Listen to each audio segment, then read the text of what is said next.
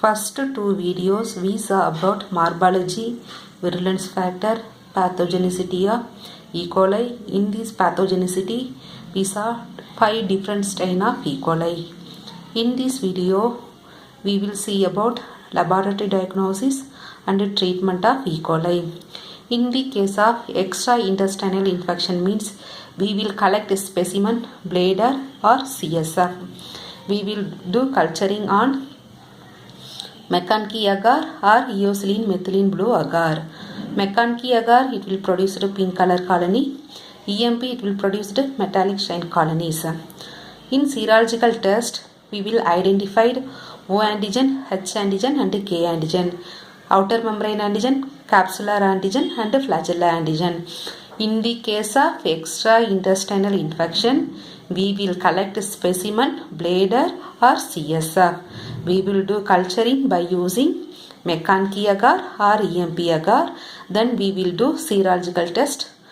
We identified 3 different types of antigen, O antigen, H antigen and K antigen. In the case of intestinal infection means we will collect stool samples by using McConkey agar and eosilin methylene blue agar. We confirm this organism. McConkey agar, same pink color colony. Eosilin methylene blue agar, it will produce metallic shine colonies. In the case of enterohemorrhagic E. coli cannot ferment sorbitol. So McConkey agar medium, no growth for enterohemorrhagic E. coli. Other 4 strains only will grow by using McConkey sorbitol agar medium. McConkey sorbitol agar medium, no growth in eosilin enterohemorrhagic E. coli. Intestinal infection, we will collect stool sample by using McConkey and EMP agar. We confirm this organism. Then we will do some biochemical test. Oxidase negative, leukocytes esterase positive. It can change nitrate to nitrate. It will produce the acid and gas. It can ferment lactose, indole methyl red positive, citrate DSI agar negative, motility positive. What are the biochemical tests? Oxidase negative, leukocyte esterase positive. It can change nitrate to nitrate. Acid production positive, gas production also positive. Indole methyl red production positive. Citrate triple sugar ion negative, motility positive. Lactose, it can ferment. Then we will see about treatment. Patient, especially healthy adult, need no treatment for E. coli infection because it is self-limited. Patient, healthy adult, no need of treatment of E. coli infection because this one is self-limited. In the case of extraintestinal infection, example UTI, urinary tract infection means patient will take ciprofloxacin, trimethoprim, sulfamethoxazole. In the case of urinary tract infection, what are the drugs available? Ciprofloxacin, trimethoprim, sulfamethoxazole. In the case of meningitis, cephalosporin is available. This one is best for children. So extraintestinal infection, what are the drugs available?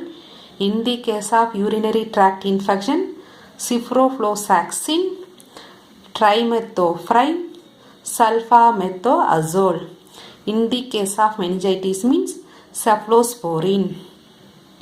Then second infection, intestinal infection. Dehydration and supportive measures to increase the fluid level in human body. So we will take plenty of water and get lot of rest. We reduced this E. coli infection.